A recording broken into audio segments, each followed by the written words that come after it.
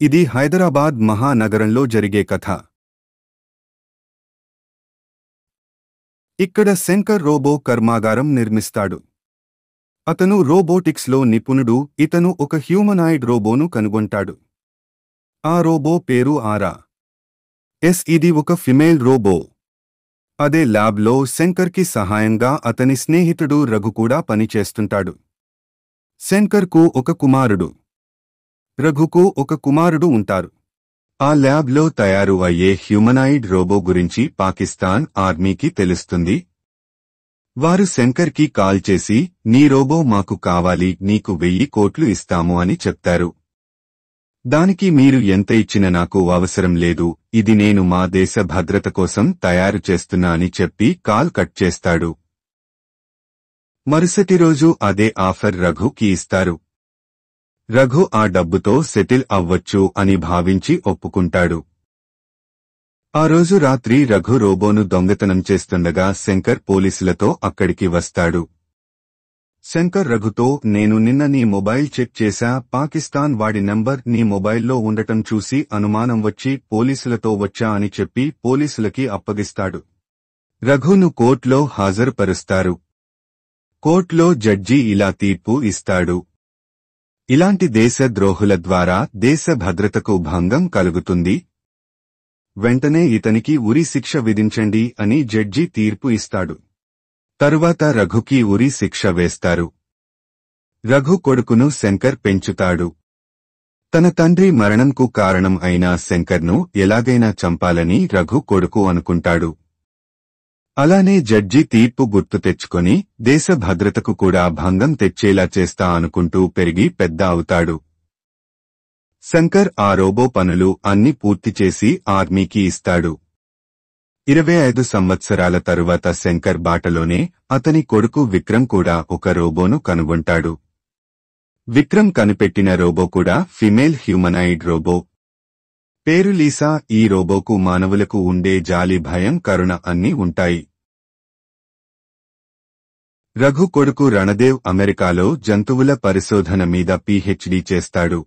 ఒకరోజు రణదేవ్ తన యూనివర్సిటీలోని ల్యాబ్లో ఉండే డైనోసర్ డీఎన్ఏను దొంగతనం చేస్తాడు. అతను అమెరికా నుండి భారతదేశంకు వస్తాడు. రణదేవ్ శంకర్ను కలుస్తాడు. ఇక్కడ ఇండియాలో నేను ఒక ల్యాబ్ను స్టార్ట్ చేస్తున్న, దీనికి మీ పేరే పెడుతున్నా అని పైకి సంతోషంతో, లోపల అతని మీద కోపంతో ఈ ల్యాబ్ నీ పతనం కోసమే అని మనసులో అనుకుంటూ వెళ్తాడు. రణదేవ్ తన ల్యాబ్ పనులు అన్ని పూర్తి చేసి శంకర్ను, విక్రమ్ను ఓపెనింగ్కి పిలుస్తాడు. ఓపెనింగ్ శంకర్ చేతుల మీద చేయిస్తాడు. అందరూ లోపలికి వెళ్తారు. విక్రమ్కు ఒక సీసాలో డీఎన్ఏ చూసి ఇది ఏంటి అని రణదేవ్ను అడుగుతాడు. దానికి రణదేవ్ కొంచెం కంగారుతో ఇది కుందేలుకు సంబంధించిన డీఎన్ఏ అని చెప్తాడు. విక్రమ్కు కొంచెం డౌట్ వస్తుంది, ఎందుకంటే దానిమీద ఆపరేషన్ డి అని రాసి ఉంటుంది. మరుసటి రోజు రణదేవ్ ఆ డీఎన్ఏను ఒక పాముకు ఇన్సర్ట్ చేస్తాడు. 1 నెల తరువాత ఆ పాము 3 గుడ్లు పెడుతుంది. అందులో 2 ఒక విధంగా, 1 ఇంకో విధంగా ఉంటాయి. 2 నెలల తరువాత ఆ గుడ్లు పొదుగుతాయి. అందులో 2 గుడ్లు నుండి పాము పిల్లలు, 1 గుడ్డు నుంచి డైనోసర్ పిల్ల బయటికి వస్తుంది. దానిని చూసి రణదేవ్ చాలా సంతోషిస్తాడు. దానికి ప్రతిరోజు మాంసం పెట్టి పెంచుతాడు. 1 సంవత్సరం తరువాత అది భారీ ఆకారంలో తయారవుతుంది. దానిని అద్దాల బోను నుండి వదిలిపెడతాడు.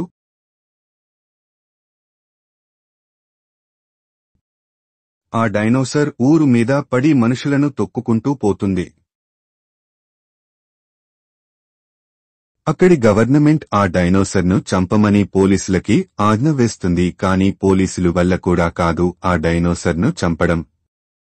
తరువాత అక్కడి ముఖ్యమంత్రి శంకర్కు కాల్ చేసి డైనోసర్ గురించి చెప్తాడు. నీ రోబో సహాయంతో ఆ డైనోసర్ను నాశనం చేయాలి అని అడుగుతాడు. దానికి శంకర్, మా అబ్బాయి విక్రమ్ చేసిన రోబోనే ఈ డైనోసర్ నాశనంకు సరైనది అని చెప్తాడు. వెంటనే శంకర్ విక్రమ్కు కాల్ చేసి జరిగిన విషయం మొత్తం చెప్తాడు. విక్రమ్ ఆలోచిస్తూ ఈ కాలంలో డైనోసర్లు ఎలా అని నెట్లో సెర్చ్ చేస్తాడు. డీఎన్ఏ ద్వారా సృష్టించవచ్చు అని ఉంటుంది. రణదేవ్ ల్యాబ్లో చూసిన DNA సీసా మీద ఆపరేషన్ డి ఉండటం గుర్తుకు వస్తుంది. వెంటనే రణదేవ్కు కాల్ చేస్తాడు. డైనోసర్ సృష్టించింది ఎవరు అని గట్టిగా అడుగుతాడు. అప్పుడు రణదేవ్ అది నేనేరా, మీ నాన్న మీద పగతోనే ఇది చేశాదముంటే నువ్వు మీ నాన్న దీనిని ఆపండి రా అని సవాల్ చేస్తాడు. వెంటనే విక్రమ్ లీసాకు ప్రోగ్రాం మొత్తం ఇన్సర్ట్ చేస్తాడు. లీసా డైనోసర్ దగ్గరికి వెళ్లి పోరాడుతుంది. కాని ఆ డైనోసర్ ను చంపే శక్తి లీసాకు సరిపో. లీసా తన చేత్తో డైనోసర్ తలమీద బలంగా గుద్దుతుంది. అయినా దానికి ఏమీ అవ్వదు. వెంటనే డైనోసర్ లీసాను కింద పడేస్తుంది. అప్పుడే అక్కడికి ఆరా వస్తుంది. అదేనండి, మన శంకర్ ఆర్మీకి ఇచ్చిన రోబో తన చేత్తో లీసాను పైకి లేపుతుంది. ఇద్దరు కలిసి ఒక పెద్ద ఇనుప కంచెను డైనోసర్ తల మీద వేసి హైవోల్టేజ్ షాక్ ఇస్తారు. డైనోసర్ స్పృహ తప్పి కింద పడిపోతుంది. ఆ డైనోసర్ను ఒక పెద్ద జూలో హైవోల్టేజ్ కంచెల మధ్య ఉంచుతారు. తరువాత శంకర్ విక్రమ్లకు అక్కడి గవర్నమెంట్ సన్మానం చేస్తారు. రణదేవ్ను పోలీసులు అరెస్ట్ చేస్తారు. ఈ కథ నచ్చితే ఒక లైక్, కామెంట్, షేర్ చేయండి. నెక్స్ట్ ఏ హీరోతో ఏ కథలో చూడాలనుకుంటున్నారో కామెంట్ చేయండి.